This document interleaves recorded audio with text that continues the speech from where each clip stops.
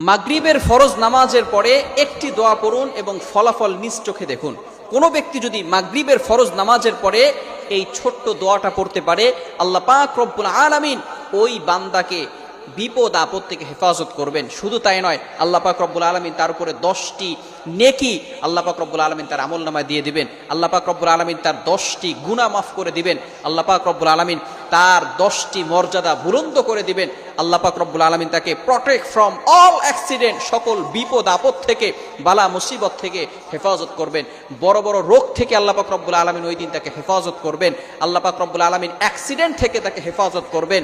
আপনাকে যদি ঘরের ভিতরে আগুন লেগে যায়, আগুন লাগা থেকে আল্লাহ পাক রব্বুল আলামিন আপনাকে হেফাজত করবেন, যদি খালি আপনি একটি আমল করতে পারেন। শুধু তাই নয়, আল্লাহ রাসূল সাল্লাল্লাহু আলাইহি ওয়াসাল্লাম বলে দিয়েছেন, সারা রাত ধরে ওই বান্দার জন্য ফেরেশতারা আল্লাহ তাআলার কাছে দোয়া করতে থাকবে।